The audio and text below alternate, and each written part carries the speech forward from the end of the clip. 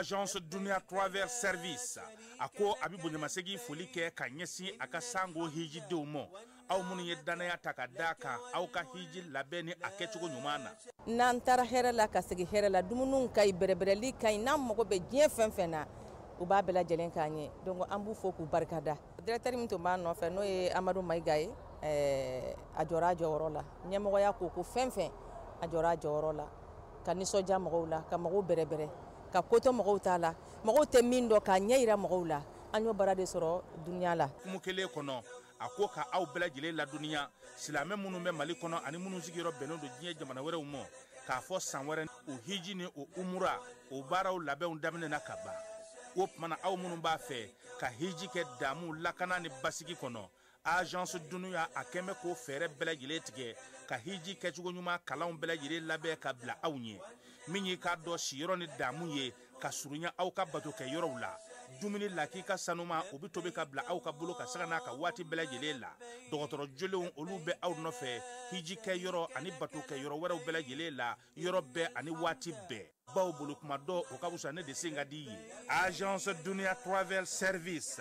jɛɲɔgɔn kelen min bɛ aw ka hiji ni aw ka humura kɛ k'a ɲɛ ale de do o fana ni aw bɛɛ kunnafoni wɛrɛ ɲini a ye weleli kɛ 66 71 37 24 70 64 99 71 ni aw bɛɛ u ka yɔrɔ ɲini u filɛ ni hippodrome yɛrɛ la immeuble station Soma Yafula Kulukɔrɔ sira da la o fana min y'i k'a dɔn agence Dunia Travel Service ye k'u bɛ dugawu kɛ hiji ni umura kɛcogo ɲuman a n'a musakaw ala k'a nɔgɔya silamɛ bɛɛ lajɛlen ye.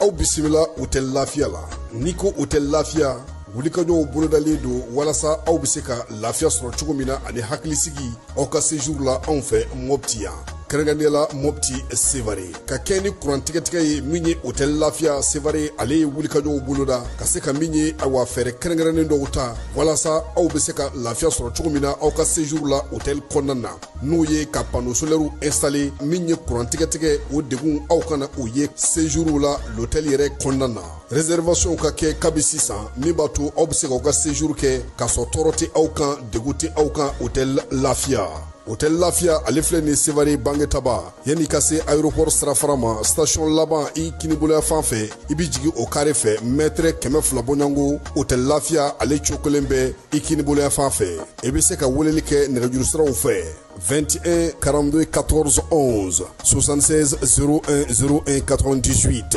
66 78 72 04 hôtel Lafiya référence do.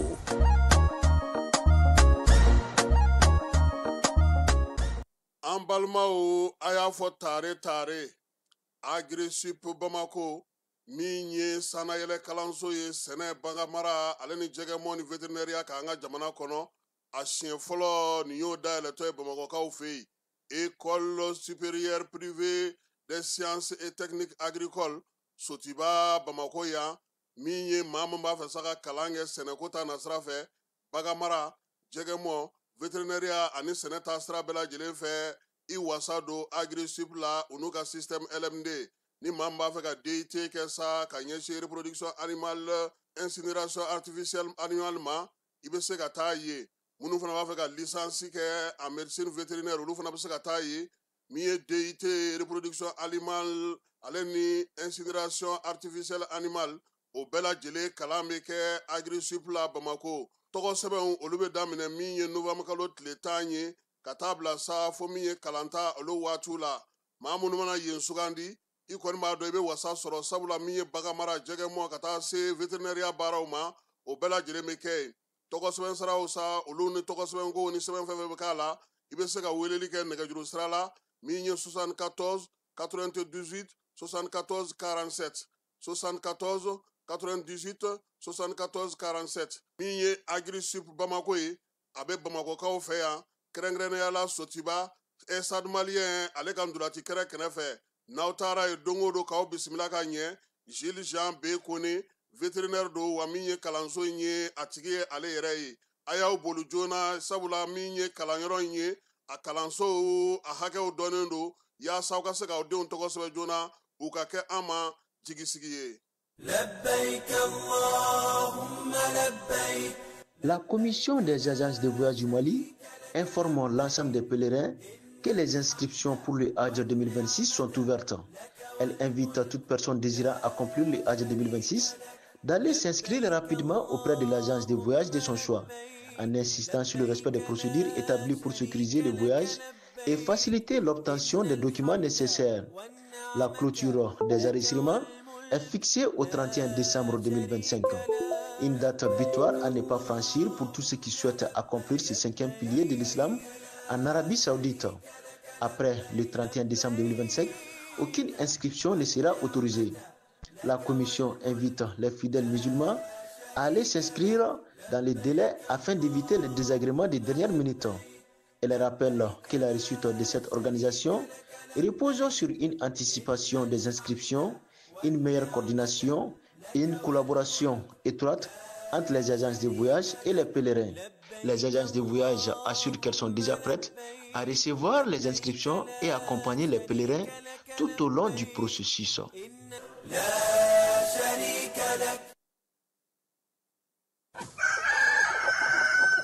Festival Grillade de volaille nenia tako foloi kama mafon nyalama anu ujeni chiew kamiu pigeon lokulubau tongonou konosogontu dugu fata se kai nani wonauma abara bela jelen labena association tom dollar AMSTD ani radio kleduka barakenyuan konnala ni tako foloi abedamne novem kalo tle mugani woro ka fori atli bisaba Samba fla ani mugani duru terrain shaba min fleni lafiabu a yoro manja monument kabral oerela aw muniye kama ma fen marabagaw ye aw muniye kama ma fen tobi bagaw ana jeni bagaw ye shieje naw na nyonaw aw kana sigi tugoshila awe aw bolo fon lakodon kana aw togosebe ni nyogon kumben bele bayna na ankoma festival Grillade de volaille ni aw mo be kuna funu ngorawla aye wele yite 76 42 42 02 Walman 65 88 72 76 Placasma au Teremani Ayewili Jona kana ausgiro mamine ni festival Grillade de volaille denfaya minan sigilimbe cheba min koro oye shaka alsenin kamaraye président délégation spéciale communicatif kono a dembaya mina madame Diallo Jarafa Gakuye promotrice lycée Bedi Kunanji Mbadeu festival Grillade de volaille nabe kama mafon kofo ni atako foloi akona to tokushila ningala kale awiye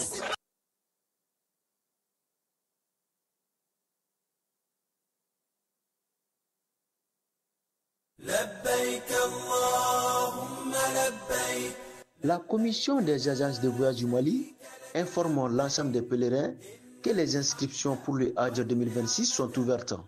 Elle invite toute personne désirant accomplir le Hajj 2026 d'aller s'inscrire rapidement auprès de l'agence de voyage de son choix, en insistant sur le respect des procédures établies pour sécuriser le voyage et faciliter l'obtention des documents nécessaires. La clôture des enregistrements est fixée au 31 décembre 2025.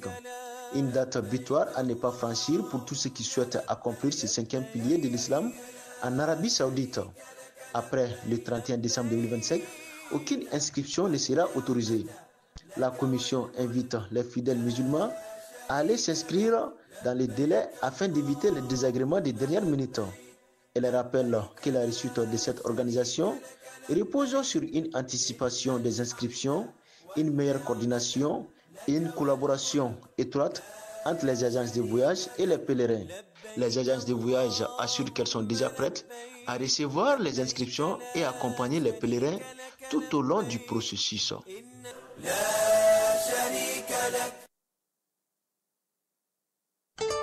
l'autorité de protection des données à caractère personnel poursuit sa mission d'information et d'accompagnement des usagers. Cette fois-ci, c'est au cœur du grand marché de Bamako que l'APDP mène une vaste campagne de sensibilisation. L'objectif est clair, informer, sensibiliser et accompagner les commerçants et les entrepreneurs s'y trouvant dans l'accomplissement de leurs formalités déclaratives devant l'APDP. Au-delà de l'accompagnement, l'APDP assiste également les responsables de traitement dans le paiement des frais de dossier liés aux formalités déclaratives. Ces paiements au marché se font désormais de manière simple et sécurisée via la plateforme électronique Trésor Pay, le moyen de paiement sécurisé de l'État, conformément à la vision de plusieurs autorités du pays. L'APDP tient à rassurer la population. Les missionnaires sont facilement identifiables grâce à leur gilet, leur badge avec un ordre de mission officiel. Tous les paiements se font exclusivement de manière électronique et donnent lieu à un reçu en bonne et due forme. Par cette initiative, l'APDP réaffirme son engagement à rapprocher ses services des citoyens, à promouvoir la transparence et à garantir une meilleure protection des données personnelles au Mali.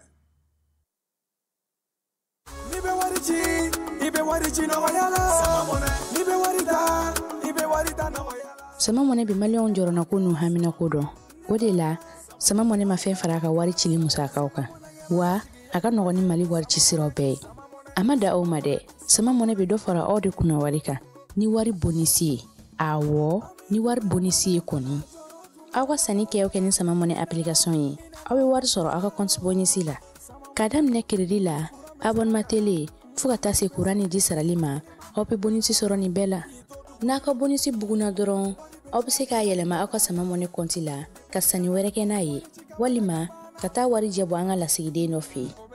oye mone bo yere la aka shifle sisa ni sama mone application télécharger li Play Store walima App Store ka soro ko to sebe ni sama mone yi odi kuna wari be augmenter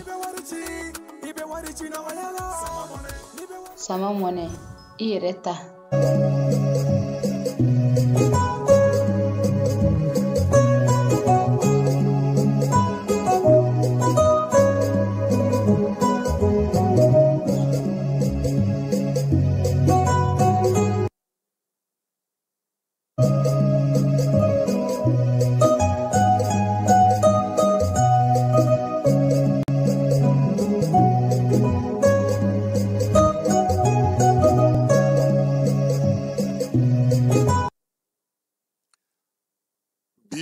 Tubabukalo tile mugan ani naani ye n'o ye novembre ye san ba fila ni mugan ani duuru an filɛbaw ani an lamɛnbaw k'aw bɛɛ lajɛlen fo minnu bɛ mali kɔ kan minnu bɛ mali kɔnɔ k'aw bɛɛ lajɛlen aw ni ɲankuma bi sɔgɔmada in na kibaruya bɛna na taa n'an ye abe baarakaw fɛ wolomasiri tabaw olu ye gosilikɛ ye min ye baro kɛlɛtigi ye ale taara kalansen dɔ kɛ état-major kɔnɔna kulukorokaw fɛ an n'an da don o fana na Yirimajɔ polisiso ma olu ye katakatani suyana fila minɛ min ye wulikajɔ ka se ka samata sɛgɛw olu senkɔrɔma dondobaw fana senkɔrɔma dondo sefa wari $150,000 o sɔrɔla su dɔ senfɛ su min sigira Bamakɔ kɔnɔna yan nka o waati kelen na Mali balontan yɛrɛ ɲɛnabɔ jɛkulu n'o ye Fédération Malienne de Football ye musaka min bɛ di ale ma a bɛ baara kɛ ni musaka min ye ɲɛ foyi tɛ ka sɔrɔ a ko la Tumbutukaw fɛ yen misiri min bɛ yen n'o o ye Sankore ye ale mun ni baaraw kɛra kɔkan kibaruya bɛ na an lataa Senegalikaw fɛ yen Ukraine ale ni Irisi olu fana ka baaraw bɛ sen na Gazakaw fɛ yen ko min ye Israɛlɛnw ye olu kɔni ye bɛnkan sɛbɛn min sigira sen kan o sɔsɔ nin y'an ka kuma la kumaba ye bi sɔgɔmada in na Falaye Keyita bi yan ani ne yɛrɛ k'a walawala aw ye sɔɔni.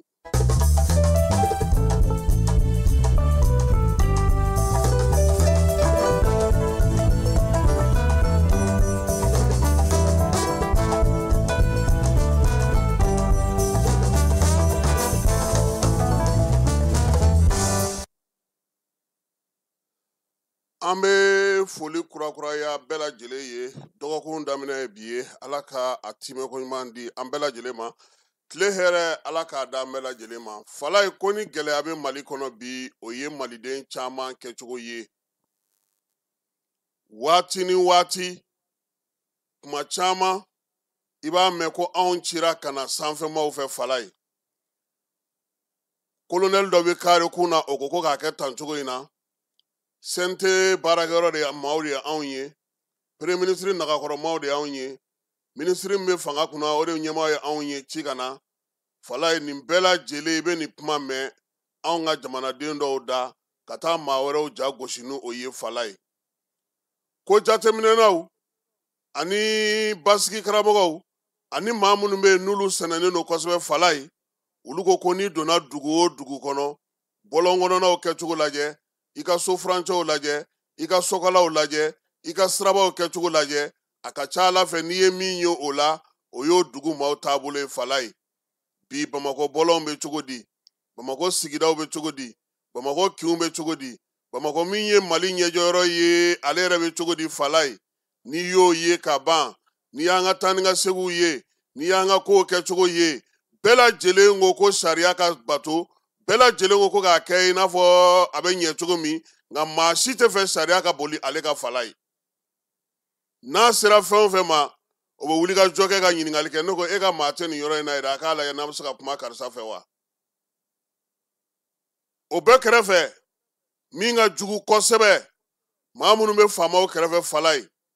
n'olu bɛ maaw tɔɔrɔ n'u bɛ maaw sɛgɛn i tɛ se k'i ka ko yɛrɛ ɲɛnabɔ wa min ye mali baarakɛda ka dɔgɔ bi fala ye k'i bɛ taa dɔrɔmɛ 2 minɛ yɔrɔ min ni maaw t'i ɲɛ jɔ i la k'i k'u nin yɔrɔ d'u ma mali ɲɛmaa baara b'i bolo dɛ mali kuntigi baara b'i bolo dɛ mali tɔnɲɛtigiw baara b'i bolo dɛ mali directeur baara b'i bolo sabula anw caman de bɛ yen dugu ma jɛ ka ban an m'an kari dugu kɔnɔ fala ye i n'a fɔ maa minnu bɛ taa u cɛsiri u yɛrɛ ye k'aw dahirimɛ sɔrɔ su ni tile ka segin ka na so o bɛ maa caman bila fɛn caman na fɛn minnu b'a to ni a bɛ maanifin yɛrɛ i bɔ i dabolo la o de la min ye bamananw ko fala ye wari ka di maa o maa ye foyi maloya tɛ o la ayi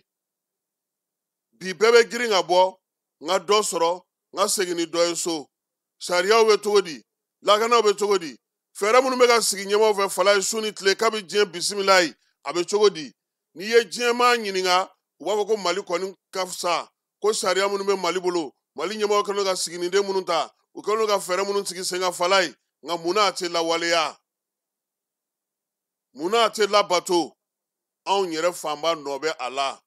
sabula anw bɛ sira surun de ɲini tuma bɛɛ k'an bɔyɔrɔ ɲini hali ni o ti sariya ye awa an b'a dɔn ko nin de don koyi nka a lajɛ sa e yɛrɛ k'a filɛ ni y'a filɛ i bɛ mun di yan nka est-ce que o ye sariya ye e k'an ka impôt sara fala e k'an ka taxe sara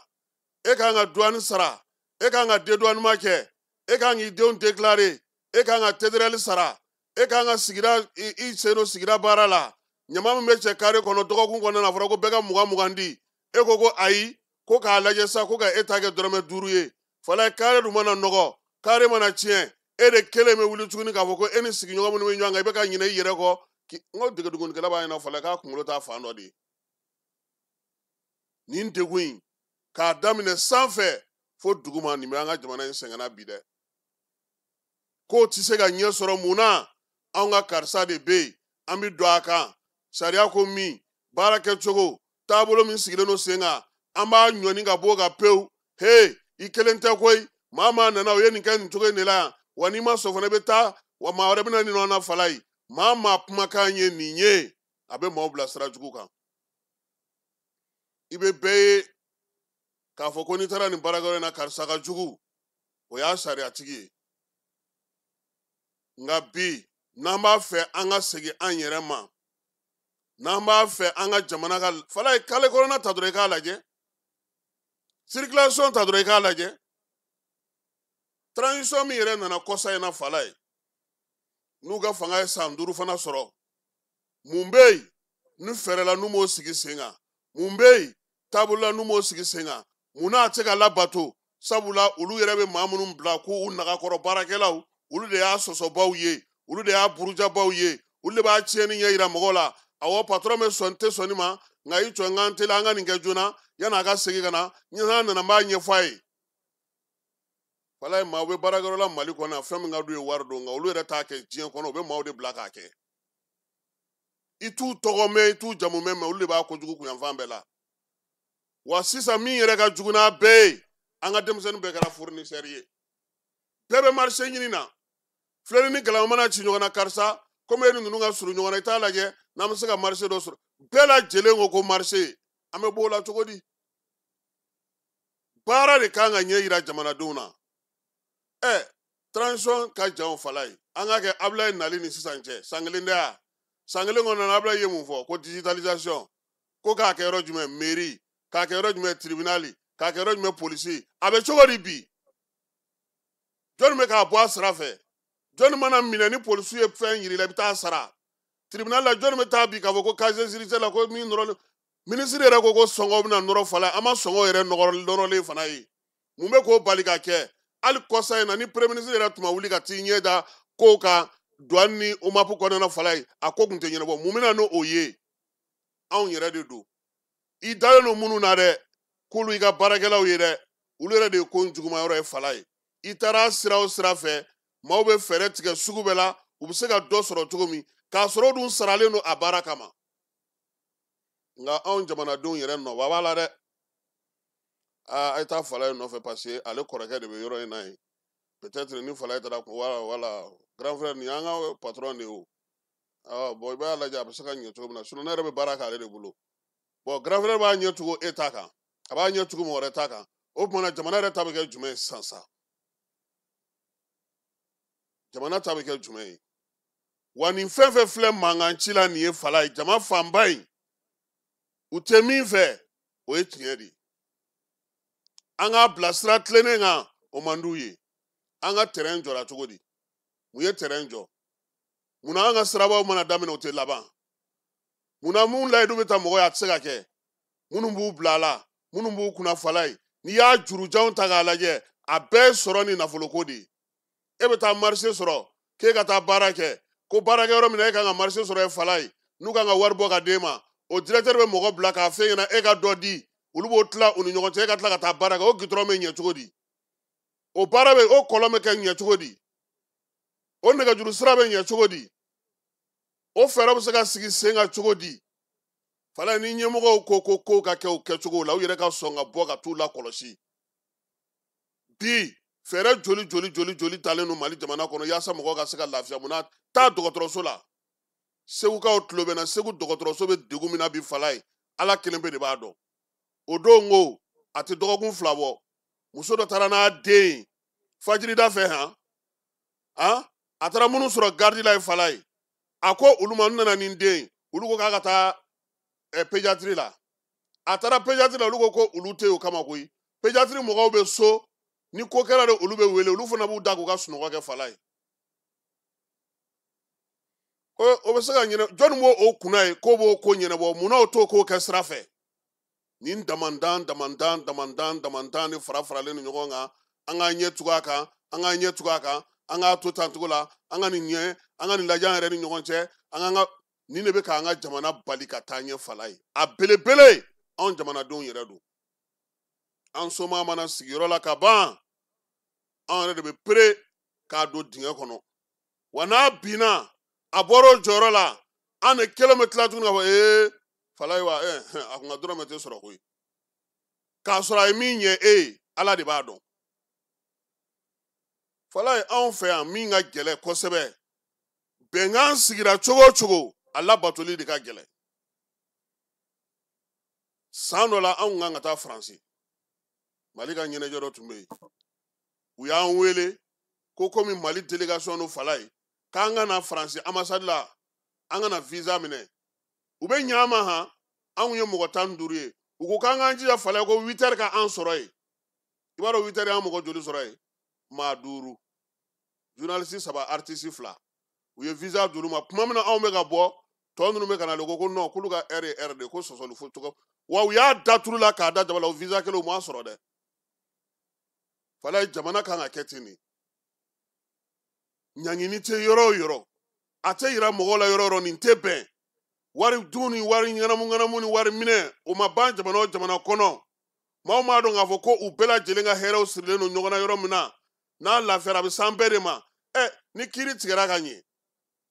a nafa fɔlɔ ye jɔnni ye anw yɛrɛ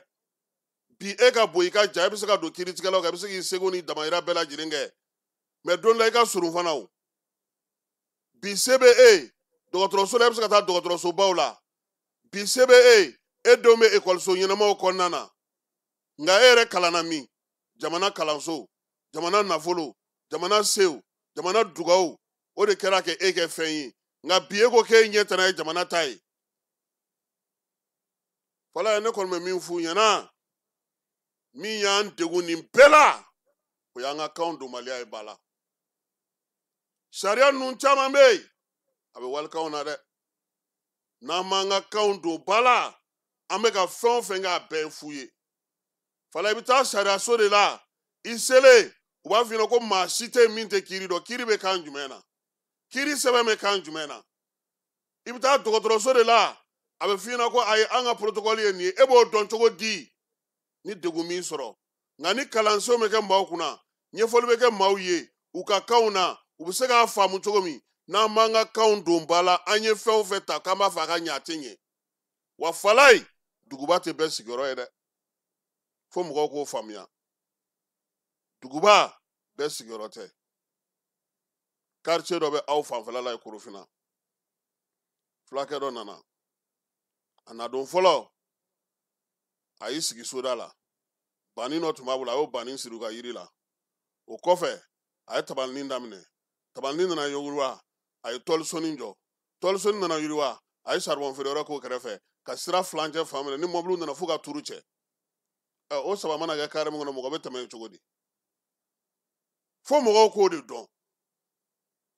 duguba tɛ bɛɛ sigiyɔrɔ wa duguba sariyaw n'an b'a fɛ an ka lafiya kɔnɔ o ye duguba sariyaw ye wa fala ye min yɛrɛ ka ɲi ni nin bɛɛ ye jamana nafolo bɛɛ kana dun Bamakɔ yan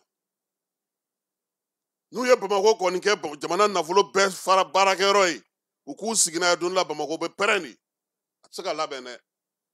marabolow ni min ka kan u k'a d'u ma sigidaw ni min ka kan u k'a d'u ma soforokun ni min ka kan u k'a d'u ma baara bɛ se ka kɛ cogo min na u k'a yɛlɛma n'o tɛ an bɛ ka fɛn o fɛn kɛ sanjikɔrɔ wɔsi don hali an filɛ degun minnu kɔnɔna nin ye ko gɛlɛyara cogo cogo fala ye n'an kun labɛnnen don n'an tun bɛ fɛn bonya aranjan minnu filɛ o kun tɛ ye o e taara e y'i ka dɔgɔkun kelen ta e taar'o kɛ bariko kɔnɔ i ka so kɔnɔ ka na i jɔ aran na tuguni hali kununko taji feere bɛ ka fɛn cogo min na mɔgɔ bɛ ka taa ta tuguni ka taa n'o ka so nka fala in bɛ min f'i ɲɛna i sigi k'a lajɛ an bɛ taji san dasu la hali a tɛ mɛn ni station fara sisan minnu y'a cɛ ka taa bila u ka soju kɔnɔ u bɛ bɔ n'a ye sɔgɔmada in na nin y'an ka kado ye ka di an yɛrɛ ma an yɛrɛ jamanadenw an k'a dɔn k'a fɔ jɔyɔrɔba de b'an na jamana na n'i y'a mɛn k'i b'i disi gosi ko fasodenya bɛ taa waleya minnu kɔ kana ɲinɛ olu kɔ n'i ma ɲɛ k'i b'i disi gosi ko jamana o k'a sɔrɔ jamana ye sariya minnu fɔ i k'olu bato fala ye cɛkɔrɔba dɔ delila k'a fɔ ne ɲɛna coup d'état kɛlen min ye Alpha kɛlen ka élection kɛ k'i sigi 97 a ko ne ma ko ko nin constitution ye ko nafa tɛ nin na tun ne ko mun na ko fɛn o fɛn ni mɔgɔw bɛnn'a kan n'a y'a sɔsɔ a t'aw nafa tuguni an yɛrɛ ka ɲɛmaaw ka kɛ misali ye aw somɔgɔw aw balimaw aw limanaw mun ye fa ni ba ni den ka taa ɲɔgɔn sɔrɔ baarakɛyɔrɔ kelen na o kɛlen olu ta ye o kabila kelen mɔgɔ ka ɲɔgɔn sɔrɔ baarakɛyɔrɔ kelen na fala o kɛra olu ka kabila ka baarakɛyɔrɔ ye o dugu kelen mɔgɔ ka taa baarakɛyɔrɔ kelen ta dɔ bɛ bɔ dɔ bɛ na dɔ bɛ bila dɔ nɔ na o kɛra olu ta ye o ɲɛmaaw ka sɔn fɛn min tɛ bɛn jamanadenw ko min tɛ bɛn u k'a sanga u yɛrɛ ma fɔlɔ fala ye an ka baarakɛyɔrɔ joli bɛ yen bi ko minisiri nalen tɛ n'a ka kabila mɔgɔ ye a nalen tɛ n'a ka du mɔgɔ ye a kɛlen tɛ k'a ka mɔgɔ dɔw sɔri yɔrɔ dɔ la n'i taara polisi la bi fala i bɛ masaya sigi ala ma n'i taara baarakɛyɔrɔ b'an ka jamana kɔnɔ bi fala ye mɔgɔ dɔw sigilen do yen u ni bɛ adamadenw ni kan i ko tasuma foyi tɛ se ka bɔ a la fana ɲɛmɔgɔw k'a lajɛ dɛ lafiya a tɛ sɔrɔ ka maaw degunnenw to dɛ fala ye an mɔkɛ ko an ma n'i ye mɔgɔ tɔɲɔ fala ye se foyi tɛ mɔgɔ min ye i y'a tɔɲɔ tiɲɛ kan dɛ i sigi n'a kɔlɔlɔ ye parce que a y'a sɛmɛ min na o ye jabaru masa ye morima nin fɔ ne ye dɛ turabudalama nin fɔ ye fala ye nin ye n ka cɛkɔrɔba fa ka kuma de ye a ko se tɛ mɔgɔ min ye i y'a tɔɲɔ tiɲɛ kan o ɲɛji i sigi k'o bɔmu kɔnɔ wa ɲɛmɔgɔ kan ka kɛ misali ɲuman de ye somɔgɔ ko a y'o bɔ jɔyɔrɔ ko la balima ko a y'o bɔ jɔyɔrɔ ko la min bɛ se ka baara kɛ ka ɲɛ a y'olu ɲini falaye walayi ɲɛmɔgɔ o ɲɛmɔgɔ tilenna kana taa mori yɛrɛ fɛ yen kana taa doma fɛ yen kana taa kolonifilila fɛ yen m'a fɔ i tɛ sɛgɛn dɛ mais i tɛ wayiba i kɔni bɛ se ka sɛgɛn mais k'a fɔ ko ala bɛ i lebu jamais bamananw ko ten no maa min dara tiɲɛ fɔ kama fala ye o tɛ sa bololankolonya la o sɔgɔmada in na nin y'an bɛɛ ka kado ye han anw jogojugutigiw n y'a sɔrɔ kitabutigi la an ye jɔn jurumutɔw de ye an bɛ ala de deli don o don dɔ ka se ka bɔ an ka jurumu la sabula n'i si sera yɔrɔ la fala ye i kan ka se ka kɛ basigi karamɔgɔ ye o de la ne yɛrɛ kɛra personne nage ye ne y'aw ka personne nage ye fala ye y'a fɔ fana ko a ni sɔgɔma n'a ka baarakɛlaw Torokɔrɔbugukaw fɛ yen Jaba Sidibe k'an b'a fɔ filamuso kelen min bɛ yen ni nɔnɔfilen b'a bolo Bamakɔ kɔnɔna na min ye Numankɔrɔ Fane Germain k'an b'a fana fo COPP kɔnɔna na Torokɔrɔbugukaw fɛ yen a n'a ka baarakɛlaw bɛɛ lajɛlen k'an b'u fo ka commune 3 madame le maire k'ale fana fo fala ye ko u ni sɔgɔma u ni baara lajɛlen ma aw minnu b'a fɛ ka voyager k'a sɔrɔ a ma degun sɔrɔ a ka voyage kɔnɔna na compagnie de transport Somatra u y'a kanu ka na ni kari kura caman ye kari minnu dilanna norme kɔnɔna na aw ka lafiya kama a suspension wo a climatisation a siège wo n'i ye kari jɔlen ye foyi tɛ jigin kɔnɔ i bɛ se ka don a kɔnɔna na cogo min na Somatra e ka kari Somatra ne ka kari Somatra anw ka kari o hukumu kɔnɔna na kari ninnu bɛ sira ta don ko don Bamako Segu San Moti Kucala ka taa se Sikaso ma Keɲeba Kita u ma ɲina Yoro di Sahel maaw kɔ ka taa se Kolokani Jijeni fo ka taa se Bɛnma ma Somatra fiɲɛ foroko Somatra ka wuli hɛrɛ la ka se hɛrɛ la ayiwa client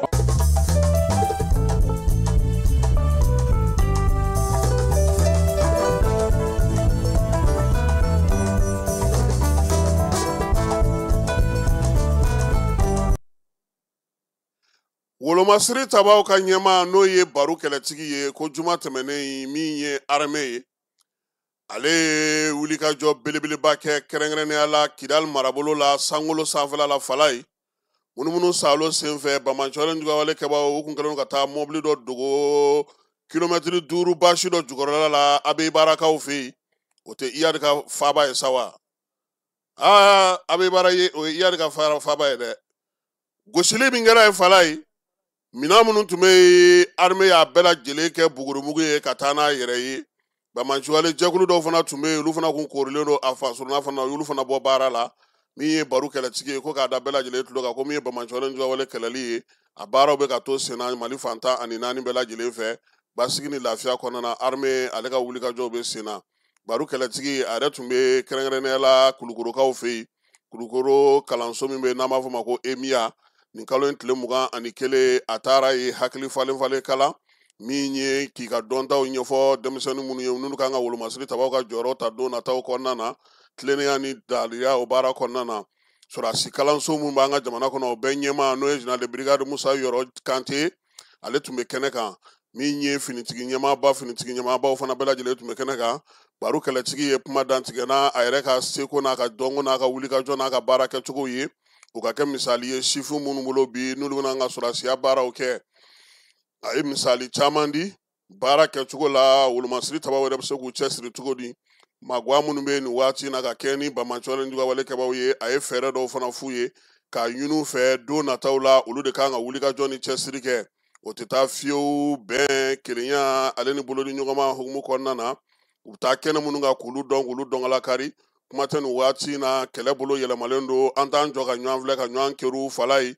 jugu a bɛ si fɛ yen i n'a bɛ wuli ka tɛlɛ kɛ ɲɔgɔn na sɔgɔma baro kɛlɛtigi ka laseli la sa a y'a yir'u la k'a fɔ ko kɛnɛ kan bi tiɲɛ minnu bɛ yen a ye dɔ da don olu dɔw la k'olu f'u ye misali minnu bɛ ale yɛrɛ sera k'olu sɔrɔ ani a bɛ taa kɛlɛdaga minnu na a bɛ baara minnu kɛ a y'olu fana ɲɛfɔ u ye u k'u hakili t'u yɛrɛ la n'u bɔra u k'a dɔn k'a fɔ min bɛ u ɲɛ don nataw kɔnɔna na min ye baro kɛlɛtigi ye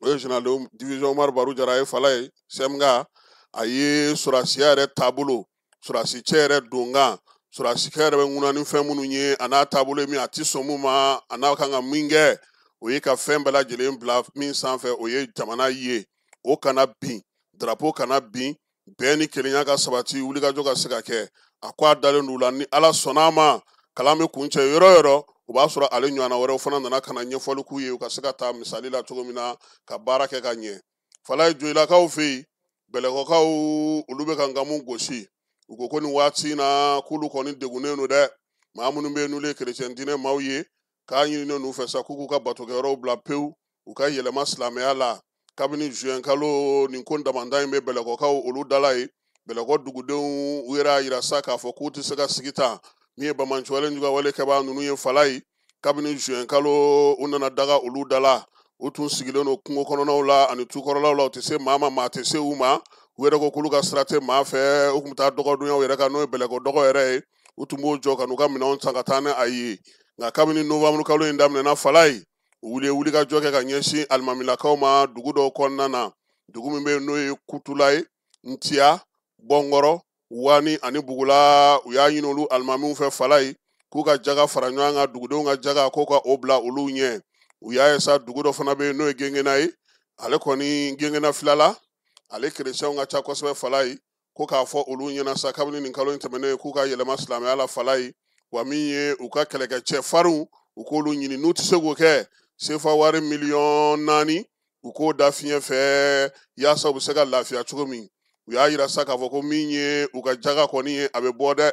misi o misi b'u bolo jaga na bɔ o la k'o de b'a to sa u bɛ se ka lafiya u sigiyɔrɔ ninnu na ko wa ko ni maa ma ban'o ma n'u sigira ka na min mana bɔ a la u b'o sɔrɔ bɛlɛkɔ mara yɛrɛ kɔnɔna bi dugu caman bɛ yen n'o ye mena ye bamancɔlen juguya kabaw kɔni k'u bɛ munumunu salo la ye min ye maaw ja bɛ ka siran dugu caman kɔnɔna na dugu yɛrɛ kɔnɔna maaw bɛ ka bɔ a kɔnɔ dɔɔni dɔɔni u y'a yira sa k'a fɔ k'olu kɔni jigi bɛ jamana kan u b'a dɔn k'a fɔ nin waleya min filɛ nin u y'a ci u ka perefe ma fala ye k'a ci gouverneur ma k'a ci maa ɲɛmaa bɛɛ lajɛlen ma yaasa fɛɛrɛ ni dabali bɛ se ka sɔrɔ cogo min yanni maa kofɔlen ninnu ka segin ka na k'u bɛna na olu tɔɔrɔ tuguni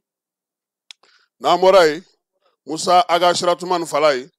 ale ye laseli kɛ ka kɛɲɛ ni bamancɔlen juguya kɛbaw ye kunungo surɔ a tun bɛ mali jabaranin na n'o ye ORTM ye ɲininkali caman kɛra a la a ko nanzaralakaw waa fala ye nin y'olu taabolo ye koyi i lafiyalen o man di u ye fiyewu u bɛ ka kuma minnu fɔ ko ani tiɲɛ cɛ ka jan ale yɛrɛ bɛ CNT la min ye MSA ye n'o ye kɛlɛbolo ye olu yɛrɛ bɛ ka baara kɛ DDR hukumu kɔnɔna na ko bi ko ninnu kun ka laɲini ye min ye u ye jamana kɔni lingila an ka k'a daminɛ octobre kalo daminɛ na ko bi na min ye taji ye a bɛ ka don cogo a bɛ ka don ten wa wolomasiri tabaw ye baaraba minnu kɛ u n'u dɛmɛbaga jɛkulu n'o ye irisiw ye u bɛ ka nɔbɔ diɲɛ fantan ani naani bɛɛ lajɛlen fɛ baara kɛcogo ɲuman na maa ninnu kun sago tun ye min ye o ye ka kɛlɛdagaw bila kɔrɔn fɛ ka na ko nka ko bi ko armée taabolo falenna a taacogo falenna wa min ye AES cɛdenw ye k'olu fana bɛ baara la musa aga siratumani ko fala ye ko maa o maa e bɛ bi sitɛrinin kan k'a bɛ n'a fɔ e binna muso kɔnɔma kan k'o dun tɛ maa si ka cɛya ye ka muso kɔnɔma gosi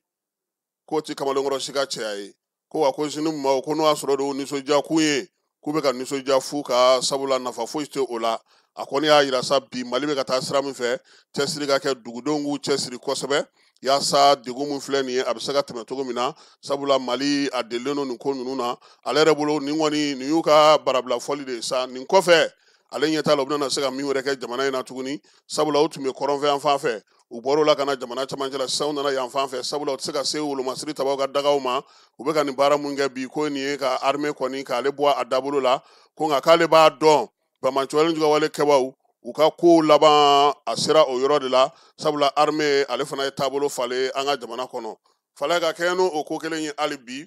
tajiko ale hukumu kɔnɔna na Niger a ye dɛmɛ don mali ma sitɛrinin 82 olu donna yan sibiri don ka kɛ ni nɛgɛ kanɲɛ 16 ye Vamara ale taara kunbɛli kɛnɛ kan a ye min sɔrɔ an ka jɛ k'o filɛ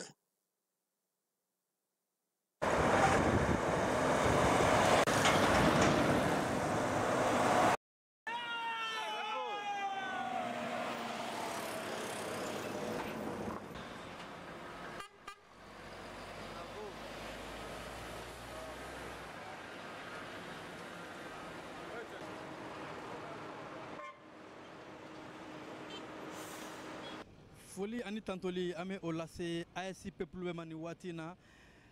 i n'a fɔ ɲɛ b'a la cogo min na an jɔlen filɛ nin ye OMAPU o da la ni o ye an ka tajikow o ɲɛnabɔli soba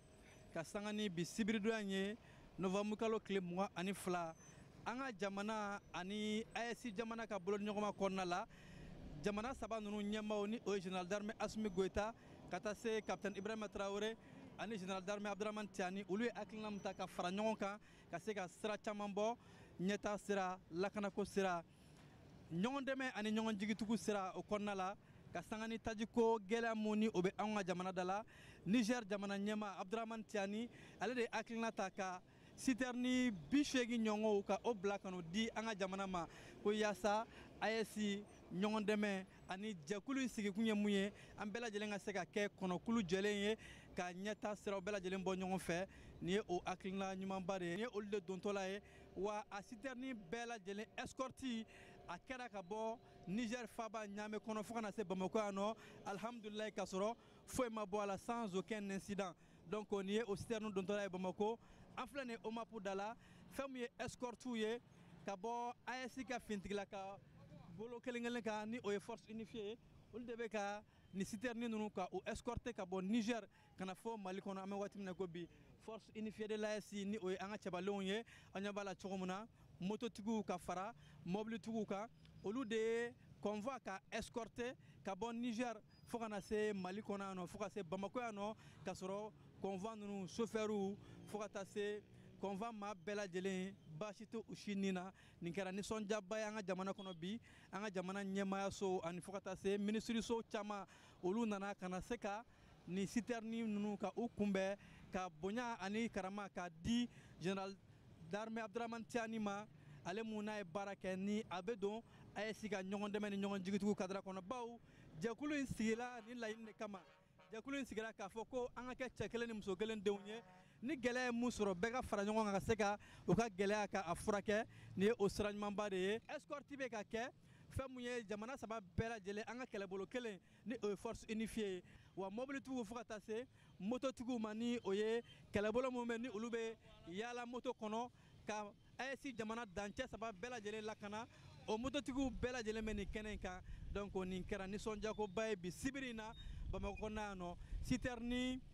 80 a bɛɛ lajɛlen donna Bamako ka sɔrɔ baasi ma k'a la ala ni an ka cɛfini tabaw olu ka cɛsiri n'u ka wulikajɔ ɲuman n'u ka escorte ɲuman ani fo ka taa se an ka mobili bolibagaw ni o ye chauffeur ye olu fana ka wulikajɔ ani ka patriotisme fasoden ɲumanya o kadira de kɔnɔna la Mali population ni o y'an ka population muɲunnenw ye peuple résilient olu nisɔndiyara ka sewa ni nin hakilina ye bon an content na jouera fɛn bɛɛ parce que ko ye ko mɛ n'an bolo fara ɲɔgɔn a bɛ kɛ fɛnba ye quoi bon an kɔni an bɛ AES mɔgɔw fo an b'an ka chef yɛrɛ fo ani mo n yɛrɛ content na n sewara quoi n yɛrɛ ɲɛ bɛ camion jigintɔ la position min na quoi alhamdulilayi an b'an ka faamaw fo an b'an ka président yɛrɛ fo n'o ye le général Assimi Goïta a n'a ka membre bɛɛ. Sincèrement essence kɔni bana bɛ k'a pousser mais ne kɔni content don sincèrement n yɛrɛ n ye min ye ɲɛ la o bɛ wasa kɛ vraiment je suis content et je suis fier de notre armée. Sincèrement, je suis fier de notre armée. Ah bon, an filɛ yan nɔ an filɛ senu sira la convoi bɛ ka don an yɛrɛ ɲɛ wagalen ɲɛna i y'a faamu mɔgɔ ka lagali tɛ dɛ nin bɛ ka k'an yɛrɛ de ɲɛ wagalen ɲɛna i y'a faamu donc an b'an ka faamaw fo an bɛ AES fo an b'an ka jamana ɲɛmɔgɔ bɛɛ lajɛlen fo an bɛ douaniers fo an bɛ transitaires fo i y'a faamu an bɛ chauffeurs yɛrɛ fo nin ye bɛɛ de kungo ye an bɛ maliyɛn den bɛɛ lajɛlen de fo convoi in kɔni ni ala sɔnna a ma Mali crise a bɛ ban pewu inshallah an ka jɛ an bɛɛ ka di ala ma ni ala sɔnna a ma.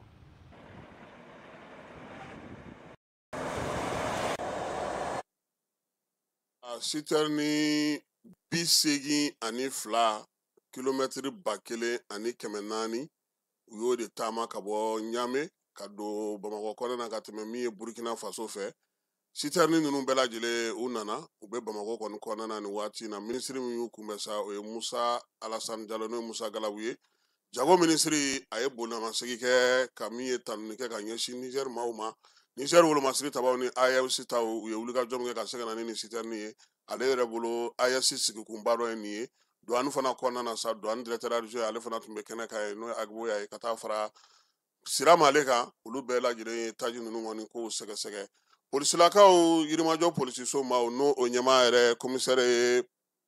commissaire principal de police Modibo Ka Jara ye ale ni a ka danga Yusu Kulubali ni kalo in tile 17 Bamanciwale k'a fɔ bingalikɛla 2 u sera k'u bolo da u kan maa minnu don sa u bugunatigɛ FS 122 AK 123 olu kɔni yera sa katakata ni o de suyɛni na u ka waleya tun bɛ kɛ cogo min ni fɛɛrɛ ni keguya ye ni maa min ko sa k'i bɛ katakata ni ta katakata ni bolola u b'a fɔ k'u bɛna i dɛmɛ waati min na i b'a fɔ k'u bɛ ka na i dɛmɛ fala ye o b'a sɔrɔ sa kelen bɛ yen u b'a fɔ k'an ka doniw jigi tɔ kelen dɔ in u bɛ yɛlɛ k'i sigi moto b'a la ka taa n'a ye o de nana mɛn o la sa dugudenw dɔ de sɔmina u ma sa k'a fɔ ko ale bɛ sigi zɛrɛnfeerela dɔ kɔrɔ n'ale ma taa ninnu kofɔ ninnu u bɛ b'an ka dugu katakatanin na o kofɔlen kɔfɛ sa min ye Modibo Ka Jara ye ale n'a ka danga n'o ye Bayisu ye Kulubalikɛ olu ka brigade maaw bila ninnu nɔfɛ fala ye i b'a dɔn k'a fɔ ko yirimajɔ polisiso brigade ale tɛgɛ tɛ bin ka wuli sabula wulikajɔ ni cɛsiri a mana taa yɔrɔ yɔrɔ a bɛ nɔbɔ u y'u kunda sa yirimajɔ yɛrɛ dugu kɔnɔna kan min ye Sabalibugu Kuraninkaw olu fɛ yen u taara siganama ninnu u nɔw ye fala ye moto taxi u ye olu dɔw ta k'u yɛrɛ kɛ i ko dugudenw ka don ninnu tula ye fala ye u taara sɔrɔ sa min ye katakatani ale dɔ bɛ siganama dɔ fana tun b'o yɔrɔ la waleya in sɛgɛsɛgɛliw bɛɛ lajɛlen kɔfɛ sa maa 2 in an ye minnu tɔgɔ fɔ olu minɛna k'u di kiiri tigilamaw ma olu kɔni ka ko bɛ olu bolo nin waleya in b'a to sa maa minnu tun bɛ ka nin baara in kɛ ka mɛn u ka se ka taa u ɲɛfɔ n'o y'a sɔrɔ maa wɛrɛ b'u nɔfɛ baara ninnu bɛɛ lajɛlen bɛ ka kɛ sa min ye contrôleur général de police Yusu Kone n'ale polisi directeur ba ye ka ɲɛsin ministre Dawudu u ka laɲiniw ma polisiw k'u jigi bɛ jamanadenw kan k'u dɛmɛ ni kunnafoni sanuman ye baara tɔ wolomasiri tabaw olu na u cɛsi o ma halisa o hukumu kelen kɔnɔna fala ye an bɛ taa Kayikaw fɛ yen Sajola funanɲɛni dɔ ko ale fatura fatuli in senfɛ sa min ye sifinw ye olu tun b'a fɛ ka taa kari forobamugu la min ye Kayi gouverneur ye ale ko k'o tɛ se ka to tan polisi directeur régional n'o ye Tapa Uri Demba Jalo ye k'ale ka wuli ka jɔ kɛ fala ye ka taa Sajolakaw fɛ yen nin kɛlɛ bɛ se ka da faga cogo min sifinw kana fɔ k'u bɛ wuli ka jɔ fosi kɛ nin waati in na an bɛ dɔ la o ma ban fɔlɔ Tapa Uri a taara koyi an ka jɛ ka a ja dabilenw filɛ.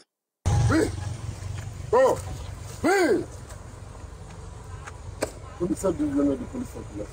On va laisser sur le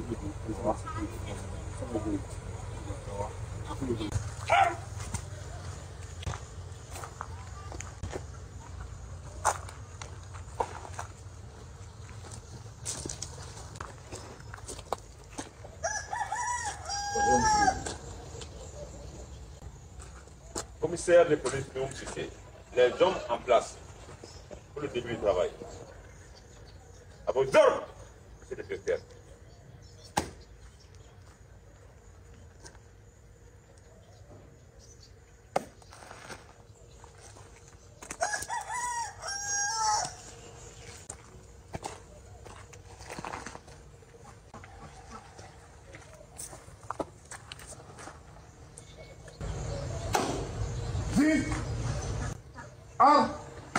Repos.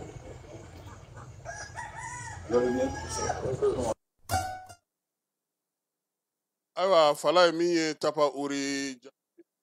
a selen kɛnɛ ka Sajolakaw fɛ yen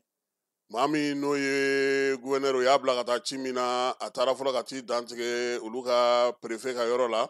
ka ɲɛfɔli kɛ o ye ɲɛfɔli kɔfɛ sa min ye duguden ninnu ye maa min fatura olu ka so a taara yen fana ka taa ɲɛfɔli kɛ min ye sifinnakaw ye olu tun b'a fɛ ka baara min boloda o y'a sɔrɔ préfet ale ye ko bɛɛ lajɛlen dantigɛ ka ɲɛfɔli kɛ gouverneur directeur régional la police ye baara kɛra cogo min na waleya in yɛrɛ kɛra cogo min na ani degun in nana cogo min na olu yɛrɛ sera k'a kunbɛn cogo min fo ka taa se fure in a ka janaja kɛnɛ ma o la sa min ye Tapa Uri ye a ye faamuyali kɛ gouverneur fana y'a ci ka na min na a y'o ɲɛfɔ u ye sabula gouverneur tɛ fɛ mankan ka wuli nin waleya in kɔfɛ u k'a lajɛ fure ye min fatura ale ka janaja ko olu kɛra cogo min na u ka fɛɛrɛ ni dabali tigɛ sifinnakaw u k'u ma dɔn yaasa sɛgɛsɛgɛli tɔw bɛ se ka kɛ cogo min na fala ye sanubɔyɔrɔ min fana bɛ yen n'o bɛ dugu in kɔnɔna na Sajolakaw fɛ yen a taara olu fana fɛ yen ka taa olu fana lamɛn u ka hakilinaw la min kɛra a ko kɛra cogo di polisiso ale ni polisilaka minnu bɛ yen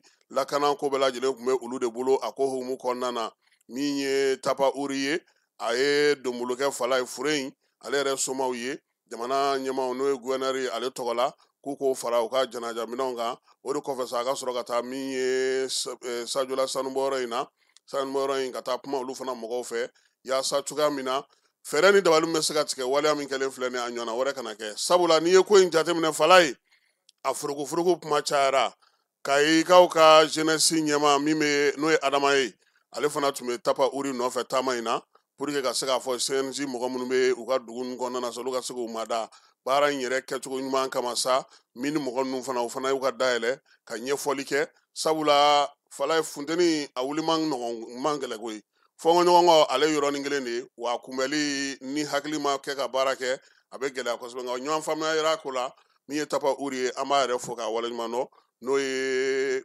Kayi directeur régional de la police a ka baara kɛcogo ɲuman a n'a ka faamuyako ɲuman dugudenw sen don n'u ka lakanako la a bɛ k'o min kɛ bi o ye ko belebeleba ye o y'a to Kayi yɛrɛ kɔnɔna na bi wulikajɔ ni cɛsiriw ani fɛɛrɛw caman a y'olu sigi sen kan Kayi n'a lamini bɛɛ lajɛlen bɛ se ka lafiya cogo min na ani polisiw bɛ yɔrɔ yɔrɔ u bɛ se ka lafiya u ka baara la cogo min na.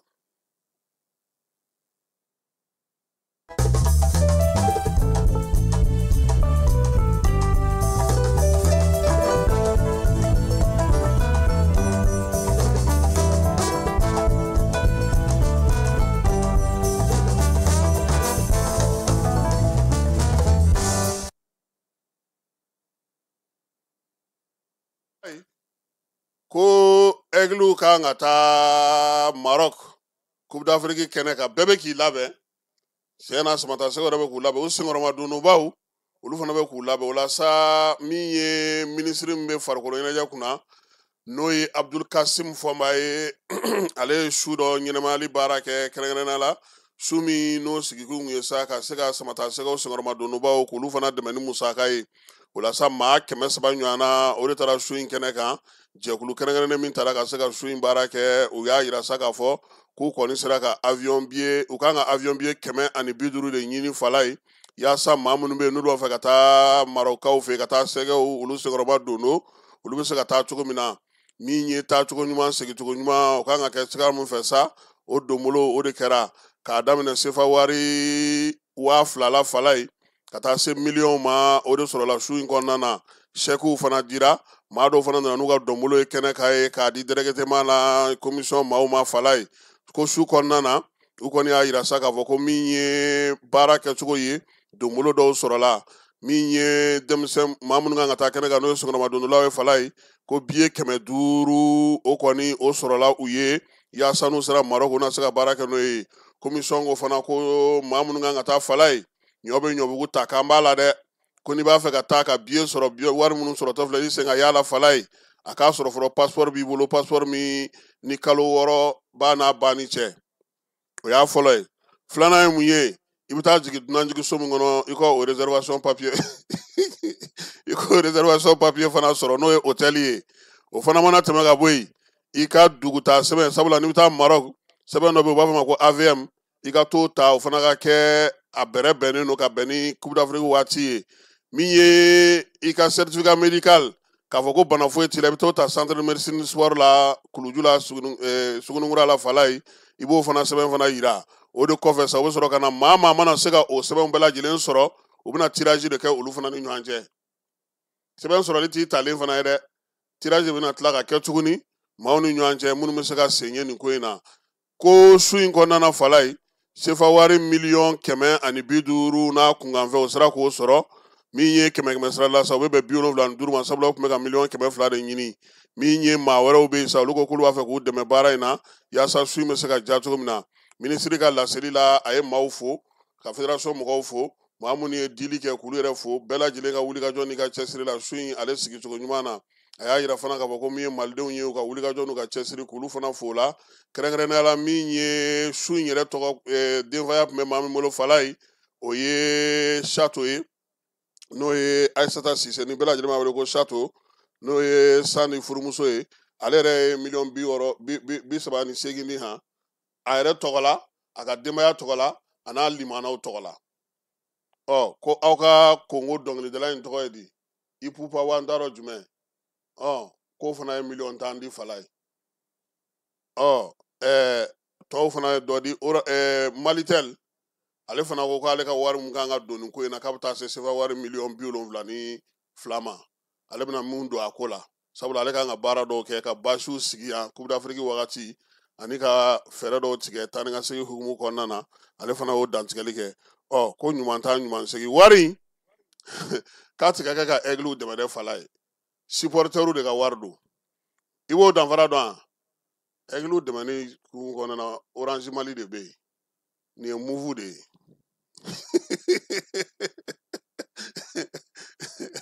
y'a faamu sisan supporters olu ni move don Aigle olu ni Orange don parce que jamana yɛrɛ bɛ Aigle yɛrɛ ka fɛn bɛɛ ta yɛrɛ en charge billet d'avion prime ni fɛnw jamana de b'o bɛɛ ta en charge o bɛɛ bɛ bɔ jamana wagande de la ayiwa fɔlɔ maa minnu yɛrɛ bɛ yen sa n'olu bɛ balontan yɛrɛ ko bɛɛ lajɛlen kunna diɲɛ seleke naani tɔnba tɔgɔ la an ka jamana kɔnɔ ani Mali jamana yɛrɛ tɔgɔ la n'a bɛ fɔ o ma ko Fédération Malienne de Football Alexis Kalambiri ni ale journal Mali Tribune a ka jumadon bɔli la a ko wari min bɛ don Mali Fédération kɔnɔ ko maa si t'a dɔn wari min bɛ don a bɛ kɛ min ye o dɔn tɛ musaka b'u kun jamana kɛlen don ka sariya minnu sigi u ka sira fosi kisɛ kelen foyi to o la Alexis y'a jira ko Fédération maaw u bɔra kɔsa in na k'u ka Assemblée Générale ordinaire kɛ nka min ye sɛbɛn min kan ka bɔ k'a jira k'a fɔ ko sara ni musakaw taara nin sira fɛ k'o ma ye maa min bɛ yen n'o ye auditeur ye ale ye sɛbɛn kɛ ka rapport dɔ kɛ k'o bɔ k'o bin o rapport in kɔnɔna fala ye a yira k'a fɔ sa ko min ye Fédération Malienne ka trésorerie yɔrɔ la fala ye min ye sɛbɛndon kan ka sigi yɔrɔ min n'o ye sɛbɛn yɛrɛ n b'a jira k'a fɔ k'an ye nin wari don nin wari kɛra tan ko papaga ko kelen wo sɔgɔlen a ma ye rapport d'audit min kɛra san 2024 musaka kan Fédération Malienne na fala ye o y'a jira sa k'a fɔ ko min ye Mali Fédération Malienne de Football k'a ka kɛsu wo sɔgɔlen don k'o bɛ kɛ dibidibi ni namara de la maa si tɛ ɲɛdɔn a la o y'u ka auditeur yɛrɛ ka sɛbɛn ye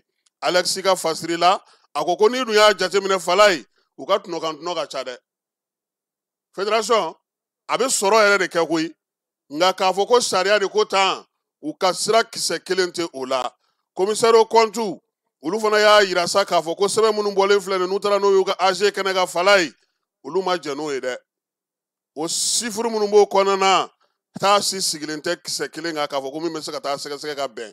n'i dun y'a jateminɛ Fédération maaw y'a jira k'a fɔ ko sefa wari $3.8 o bɛ u bolo o donna mun na fala ye ko sojɔ ko minɛnsan ko nka min ye a ko la dabalibanyɔrɔ ye fala ye n'i ye sɛgɛsɛgɛli kɛ o Fédération kelen in kɔnɔna na ye maa si tɛ yen min bɛ se ka na ni sɛbɛn k'a jira k'a fɔ ko wari donna da min fɛ k'a filɛ nin ye nin donna nin na an ye nin sanni nin an ye nin kɛ nin ye k'o tɛ yen wa Fédération a yɛrɛ ka musaka fanba a bɛ sɔrɔ maa min bolo o ye Mali jamana ye ko min ka jugu n'a bɛɛ lajɛlen ye Fédération ye nin bɛɛ kɛ nka min ye jurumantigiw ye olu fana b'u nɔfɛ olu ka miliyari 1 bɛ u la n'o ye jurumantigiw ye o fana si ma dan tigɛ ka ɲɛfɔ maa si ye u ka AG kɛnɛ kan k'u kɔni bɛ sɔrɔ kɛ u bɛ musaka sɔrɔ ko nka bidonya in na maa si tɛ min bɛ se ka dɔn k'a fɔ ko nin ye Fédération jurumantigi ye nin juru in bɛ Fédération na a donna nin da in fɛ a taara nin sira in fɛ k'o ma se ka sɔrɔ Alexis Kalambiri ka sɛbɛn kɔnɔna fala ye a ko nin kɔni ye dunko juguya ni yuruguyurugu ɲɔ ɲɛlen de ye Fédération Malienne de Football la juru min don ko est-ce que juru yɛrɛ don miliyari 1 ko yalama ko est-ce que juru yɛrɛ don Alexis ka ɲininkali bɛ yen a ko sɛbɛn min bɔra n'o ye rapport ye ko Fédération maaw u kan ka taa n'a ye sariya sira fɛn fɛn min bɛ musaka duncogo fɔ kuma tɛ foroba musaka duncogo fɔ k'u ma o si bato a ko la ko wa fana ko k'a fɔ k'i bɛ taa ka sɛgɛsɛgɛli fana kɛ k'i bolo da daluya jɔnjɔn kan k'a fɔ ko u ye nin kɛ ko o tɛ yen min ka jugu n'a bɛɛ ni Alexis Kalambiri y'o fɔ fala ye décembre kalo tile 31 san 2024 musaka min kan ka dun o kɔnɔna kɛrɛnkɛrɛnnenya la ko Fédération mɔgɔw ye min kɛ i b'o dɔn maa minnu bɛ yen n'olu yɛrɛ Fédération tɔndenw ye olu n'a bɛ fɔ o ma ko adhérents olu ka cotisation fala ye a ma enregistré a sarala wa a ma sara wa a sara sanfɛ wa a jiginna duguma wa ko maa si t'a yɔrɔ dɔn ko munna Mali Fédération bɛ se k'i yɛrɛ bila sariya sɔsɔ la tan sariya minnu bɛ yen ni Mali nafolo kan ka dun cogo min fɛ k'u b'o sɔsɔ mun na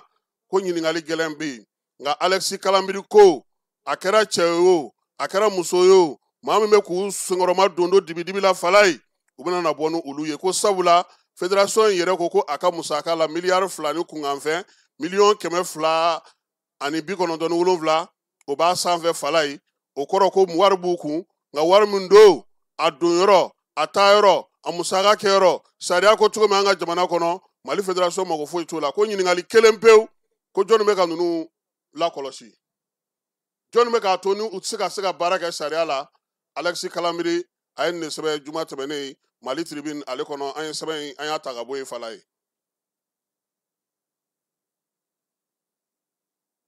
Dugutigi ni wari dafara e passe d'a kan ka sira di ne ma. Sunkalo e kunkolo a tɛ yen dugu wari ko o d'i ma fo dugu ani dugu dun wari t'a de. O kɔni kuma t'a la sa e ka sama mɔnɛ to yen i yɛrɛ ta. Sitan Sidi ka numéro filɛ nin ye wari ci.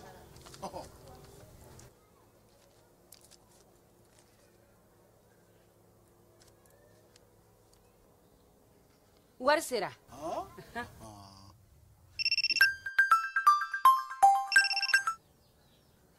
Allo i ye wari sɔrɔ o ɲɛna tiɲɛ yɛrɛ la ko ni sama bɛ maa min ɲɛ ko n komi t'i gosi. Ngonga sama mɔnɛ i yɛrɛ ta a sɔngɔ ka nɔgɔn ni Mali wari ci sira bɛɛ ye dépôt ye fu ye wari bɛ ci fu ni application ye wa bɔsara ye musaka fitinin ye sama mɔnɛ ji ni courant bɛ sara n'a ye crédit bɛ ta n'a ye sanni feere bɛ kɛ n'a ye sama mɔnɛ nin y'anw maliyɛnw ta ye a y'a si filɛ ka nkalon bɔnda. Seko ani Dongo Falai Dwakun tɛmɛnen k'a fɔ sa novembre kalo tɛmɛnen tile fila Tumutu misiri bɛɛ la belebeleba n'an b'a fɔ ma Jinga River ale mun ni baara kɛra Falai n'i donna Tumutu misiri belebeleba 3 de bɛ yen misiri bɛɛ la belebeleba o ye Jinga River ye ale ye san 700 sɔrɔ misiri filanan min bɛ yen o ye Sankore n'i yɛrɛ y'a mɛn Tumutu Sankore misiri de don misiri sabanan o y'anw buranakaw ta ye Siriyeya mosquée Siriyeya o bɛ yen o misiriba 3 ye nka Tɔnbukutu n'a Namini n'a Tɛnkudugu n'a Bolomadɔdugu bɛɛ Falai juma kelen Jinga River k'a fɔ ko aw bɛ yan fɛ juma ye Jinga River ye bɛɛ bɛ taa ɲɔgɔn sɔrɔ yen koba fɛn fɛn bɛ kɛ a bɛ kɛ Sankore place la Tɔnbukutu lajɛ ɲɛnama bɛɛ bɛ kɛ yen o Sankore misiri o de bɛna na o muni de tun bɛ kununko juma kununko kari Tumutu ka cɛ n'a musow bɔra cogo min na ka Jinga River baara kɛ Falai min ye ni misiri fana a ka ca ni san 100 ani kɔ ye n'i ye ministre min bɛ yen sa n'o bɛ Seko ni Dongo kunna ale ye wasa don directeur la sa min bɛ action culturelle kunna n'o ye Alamuta Danjogo ye Mamu Dafe ale tun bɛ o nɔ na kɛnɛ in kan ye min ye misiri mun ye Falai a bɛ laada de ko fɔ Tumutu ale masɔnnakaw olu ka baara de ye nin ye sabula ye baara o baara bɛ kɛ n'o ye nin ɲɔgɔnnaw ye baaraw kɔni dugudenw bɛ jɛ ka baara fanba kɛ min ye misiri lamini a dugu ma fɔ a sanfɛ ka taa se fo a misiri welela jɔyɔrɔ ma Falai u y'a bɛɛ lajɛlen mu ɛri 4 o kɔnɔna na dugudenw bɔra ni bɔgɔ ni ji ni fɛnw ye ka se ka dɛmɛ kɛ UNESCO mɔgɔw olu fana tun bɛ a kɛnɛ kan Mamu Dafe tɔgɔla sa Alamuta Danjogo ne ale directeur la culturelle ye a ye foli kɛ Tumutukaw ye u ka bɔli la ka masɔnw fo minnu ye ji ta ka di ani minnu ye baara kɛ a y'a yira sa k'a fɔ ko min ye baara in a bɛ tali kɛ ɲinan san n'o ye Seko ni Dongo san ye jamanakuntigi n'o ye Général d'Armée Asimi ye ale min sigi sen kan k'o laɲini o lawaleyali baara dɔw don misirimu ninnu bɛ o la min ye misirimu ye Falai bato ɲini fana kɛnɛ don dɛ ala ɲini fana kɛnɛ don o de la Tumutu ka maa si tɛ to kɔ ni nin baara ninnu bɛ yen bɛɛ bɛ bɔ ni Seko ni Dongo ye min bɛ se ka bɔ ni Takula ye min bɛ se ka bɔ ni ji ye min bɛ se ka bɔ ni dunu ye min bɛ se ka bɔ ni fɛn o fɛn ye yaasa baraji bɛɛ kana taa k'i sigilen to wa min ye laada fana o fana latilen don an bɛ taa Tumutu an ka taa misirimu n'o ye Sankore misiri i b'a dɔn ale nana cogo min muso dɔ de bɔra Mauritanie fɛ yen ko Walata o de nana ka na misiri in musaka di ko k'a jɔ wa n'i ye Sankore yɛrɛ tɔgɔ mɛn Falai université de kun don ale de kun ye université belebeleba ye wa université ni misiri in bɛɛ lajɛlen bɛ baara kɛ yɔrɔ kelen min na o de ye Sankore yɔrɔ ye bi bi in na kɛnɛ ni n'an dara 11 dernier mois seulement n'an dara yen an na taa yɔrɔw yiri la an ka taa Tumutu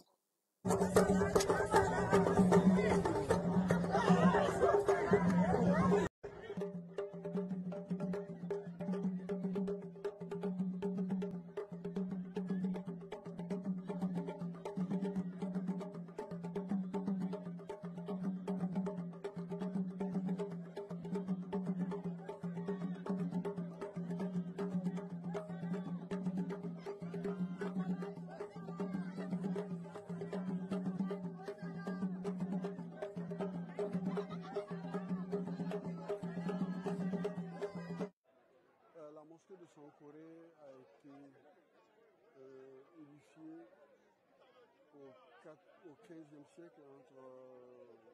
1430 et 1433. On l'appelle mosquée université. Pourquoi mosquée université? Parce que c'est autour de cette mosquée qu'est née l'université de Sankoré, dont vous avez beaucoup entendu parler.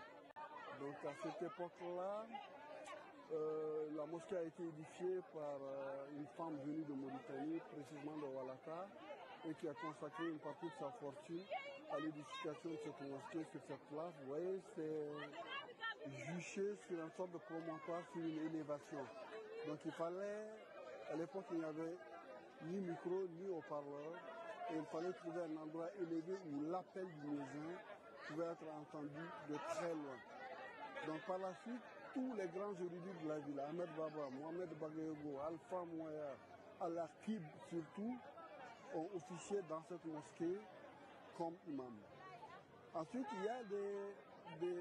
en plus du fait qu'elle soit une université, la splendeur de Tombouctou est partie de cette mosquée, la décadence aussi. Parce que quand les Marocains ont occupé la ville au XVIe siècle, c'est dans cette mosquée qu'il y a eu des atrocités, où ils ont enlevé des savants, ils ont détruit des manuscrits, et c'est cette place-là que des grands érudits comme Alpha Moya ont été exécutés par les troupes de Jouder Pacha. Donc jusqu'à présent, à travers son numéraire, la place historique qui l'entoure, c'est le quartier des Sankoré, c'est le quartier des intellectuels et des grands bâtisseurs. Donc tous les grands maçons de la ville sont d'ici, ils ont donc une partie de leur famille ici. Alors c'est ce qui fait qu'on dit souvent que Sankoré, le quartier latin de Congo. Ana tlaka Sankoré toka la an buranakaw ka bamanankan ŋɔni fɔli o bɛ gɛlɛya nka an b'u faamu an b'u fo u ka baara la sabula misiri a munna k'a baara kɛ ka ɲɛ a tɔ ye siri ye a ye sisan n'ala sɔnna ma an tɛ dugawu kɛ ka kɛ biennale kɔnɔna na ka k'an yɛrɛ ɲɛna ye farikolo ɲɛnajɛ ko ta nasara fala ye Stade Malien ale taara Tunisikaw fɛ yen ka taa filani bin kɛ fu ani fu Ligue des Champions ale t'o de la ani Espérance cɛ u ye guwan kɛ dɛ sinon arabu ninnu ma ɲɛ bɛ Stade entraîneur la défenseur entraîneur de don ale bɛ kɔfɛla de datugu k'i jɔ i m'a ye o dɔw ye bi don Joliba la Joliba y'a datugu la ka sugu bɛɛ kɛ u ma se k'a bɔ bon ni d'a kan a sugu Marketa ka système de don joueur bɛɛ bɛ ka nin di i ko défenseur donc Stade an b'o fɔ Joliba kɔni buruna yan 1-0 olu ta banna 1-0 la hali n'a y'a sɔrɔ ballontan in kɔni daminɛna Joliba y'i jija kosɛbɛ deuxième mi-temps na ka tɛmɛ premier mi-temps kan an bɛ u fo u ka baara ale kɛcogo ɲuman na Martin Jolibisiw fana bɛ ka préparation kɛ min ye tɔn ɲɛmaa ye n'o ye Maître Basalif ye Babu an b'a fana fo a ka wulikajɔ la an bɛ t'e fan fɛ an bɛ sɔrɔ ka na kɔkan kibaruyaw la.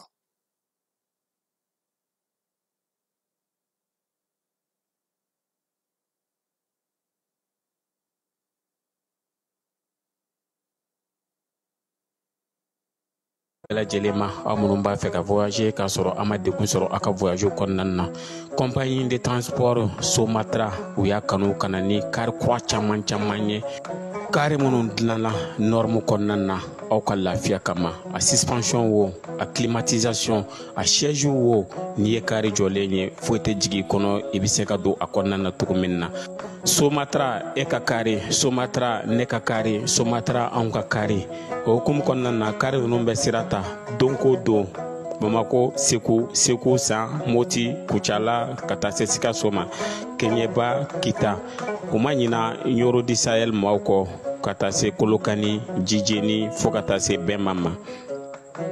Somatra fiɲɛ foroko Somatra ka wuli hɛrɛ la ka se hɛrɛ la fala an bɛ taa wɔlɔfɔw fɛ yen min ye Senegalikaw ka duguden minnu bɛ kɛrɛnkɛrɛnnenya la OIO États-Unis kaw fɛ yen fala ye olu dugudenw guwa dɔ kɔnɔna na États-Unis fala ye Columbus tasuma kɔni balila ka mɛnɛ nin guwa in kɔnɔ a yira k'a fɔ ko wɔlɔfɔw de ka dugudenw do fala ye sɛgɛsɛgɛliw ni kow ye mun yira lamɛnnikɛlaw ka laɲinikɛlaw la sa o ye k'a fɔ min ye Cheikh Ndiaye ye san 25 ale fatura a ba n'o ye Safietou Diop ye ale ni Mané Ndiaye ninnu bɛɛ lajɛlen tora ko in senfɛ denmisɛnnin minnu fana bɔra la fala olu sɛbɛkɔrɔ joginen don sɛgɛsɛgɛli kunfɔlɔw y'a yira sa k'a fɔ ko tasuma min kɔni mɛnɛna so in kɔnɔ fala ye ko lawulinkama don ko sabula ko da kun tugulen don kosɛbɛ min ye maa ninnu kɔni ye sa maaw bɛ k'u dɛmɛ yanni sɛgɛsɛgɛli bɛɛ lajɛlen ka kun cɛ k'a dɔn k'a fɔ tasuma ye a nana cogo di an bɛ dugawu kɛ fure ninnu ala k'u dayɔrɔ sumaya Gambie gouvernement ale y'a yira sa k'a fɔ ko min ye Cameroun ka fanga ŋwaradaba ɲɛnama dɔ b'ale fɛ yen ko nka k'u b'a ɲini a fɛ a kana n'a da kuma wɛrɛ la k'a to olu fɛ yen u kɔni b'a mara ye n'a sera a da la a na t'olu fɛ yen nka n'a ma se a da la olu y'a ka kalifa min minɛ k'a fɔ k'a ka sigi u fɛ yen u b'a labila a ka bɔ Nizeriyakaw fɛ yen fala ye kalanden 300 min kɔni kun minɛna o don ko 50 sera ka porokoto Bamajuwale ɲugawalekɛbaw la k'u senfa u y'a yira sa k'a fɔ ko min ye chrétien kalansow ye Bamajuwalekɛbaw kɔni taara denmisɛnnin 300 ani kɔ de cɛ ye Guinée Bissau kununko olu tun bɛ kalata la u ka kalata in a bɛ jamanakuntigi ani cɛbɔ 10 ani 2 ni ɲɔgɔn cɛ nka jaabi fɔlɔ minnu bɛ yen ni olu ye ɲɛbila jaabiw ye fala ye an balimakɛ n'o ye Umaru Sisakɔ Embalo ye k'a bɛ ten ka han wa min ye tako filanan tɛna na ye a ko la fala ye ne bɛna e ɲininka o kabini salo ni salo na sini o e ye kalata jumɛn kɛlen farafinna ko deuxième tour ira la présidentielle ni bɛ dɔ dɔn i k'a fɔ n ye han hali wolofaw ka fɛ deuxième tour ma y'a la o deuxième tour est-ce que o tɛna o fana bɔ parce que bɛɛ premier tour de kɛ o Bongo premier tour Gabon premier tour Brice premier tour Côte d'Ivoire premier tour Cameroun premier tour Algérie premier tour sisan ninnu ta ye maa si tɛ taa deuxième tour la tuguni n'an bɔra yen an bɛ taa Faransikaw fɛ yen fala ye ko kasoladen juguman belebele min ka jugu kosɛbɛ fala ye Faransikaw k'u bɛna o labɔ bi kaso kɔnɔ k'a ka taa a yɛrɛ ka ci dɔ ɲɛnabɔ minisiri min bɛ kiiriko kunna a ko tiɲɛ don sariyaw bɛ Faransi nka maa minɛlen maa min ye kasoladen jugumanba ye minnu bɛ kasoladen juguba 100 kɔnɔna Faransi k'o bɔ k'o ka taa a ka ci la ayiwa k'u k'u janto u yɛrɛ la dɛ n'a tununa sariya b'a yamaruya ka taa a ka ci la minisiriso dɔ la nka n'a tununa n'a ye ko kɛ fala cɛ jɔlɔkɔlama tɛna taa o kasoladen 100 min ka farin ni Faransi kasoladen bɛɛ a b'o de cɛ la ko mun n'u ka sariya don k'a kan ka taa a ka maamago dɔ la Ukrainekaw fɛ yen min ye Américain ka secrétaire d'État ye n'o ye Marco Rubio ye ale y'a yira sa k'a fɔ ko kumaɲɔgɔnya min bɛ ka kɛ bi ko bɛ ka taa taasiro ɲuman fɛ kari tɛmɛnen kununko a y'a yira sa k'a fɔ ko para ɲɛ kelen kɛra ka taa ɲɛfɛ sigikafɔ la Genèvekaw fɛ yen k'o bɛna na to ko Trump ye fɛɛrɛ min sigi sen kan ka kɛlɛ ban Irisilakaw fɛ yen k'o bɛ se ka kɛ fiɲɛbɔda ye Vaticankaw fɛ yen olu ka papu n'o ye Léon 14 ye k'a b'a ɲini Nizeriya jamana ɲɛmaw fɛ ani Cameroun u ka wulikajɔ kɛ maa minnu minɛlen don n'o ye ekɔlidenw ye 300 ni kɔ ninnu fala ye fɛɛrɛ bɛ se ka sɔrɔ u bɛ se ka labila cogo min Église catholique ɲɛma n'o ye Vatican papu ye a ko fana ko maa minnu minɛlen filɛ nin ye ko fɛɛrɛ ka sɔrɔ yaasa cogoya min na u ɲuman o ka bɔ min ye Nizeriyakaw ni Camerounkaw ye u ka fɛɛrɛ tigɛ Bamajuwale ɲugawalekɛbaw olu la a tɛ kuma diɲɛ mɔgɔbatigiw fɛ dɔrɔn nɛgɛ tigɛ yɔrɔ ye fanda ye dɛ ale kɔni bɛna ka baga Nizeriya ni Cameroun ma fu falaki olu nɔ jumɛn bɛ nin na Israɛlikaw fɛ yen fala ye Israɛl woromasiri tabaw k'u bɛ ka gosili kɛ hali bi dɛ kununko maa 24 maa 58 o de joginna Gazakaw fɛ yen kunun ni kunna sini min ye Israɛl ye k'a ko ko a ye bɛnkan ta nka min Hamas maaw ye olu y'a yira sa k'a fɔ k'u ma bɛn ni kan bi u ma bɛn ni kan sini u bɛ ka nin baara min kɛ nin ye bɛn min kɛra ko ka marifa da ni Trump kun kɛra a denfa ye k'a sɔsɔra Brésilikaw fɛ yen diɲɛ jɛkulu minnu bɛ yen n'olu kun taalen don ɲɛnajɛ sa waati yɛlɛma kɔlɔlɔ hukumu kɔnɔna fala ye k'u ye bɛnkan sɛbɛn sɔrɔ nka bɛnkan sɛbɛn in e ko a kɛra Faransi sago ye de sabula olu ko de ko sisan taji charbon ale ni gazi ninnu ko ka olu dɔgɔya kosɛbɛ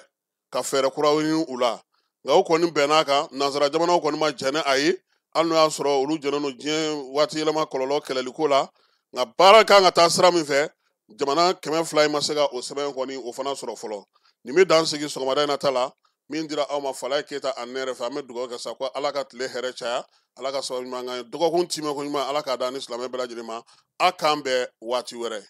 An ka ɲɔgɔn dɛmɛ ka binŋɛnikɛlaw ni maafalaw ni walijugu tigilamaw kɛlɛ a y'anw dɛmɛ an k'aw dɛmɛ ka binŋɛnikɛlaw ni maafalaw ni walijugutigilamɔgɔw kɛlɛ. n'a ye kunnafoni sɔrɔ binŋɛnikɛlaw ni maafalaw ni walijugutigilamɔgɔw kan a ye nɛgɛjuru ci dɛmɛso la. nɛgɛjuru sira fɛ wari tɛ sara min na 80 00 11 20 walima 80 00 11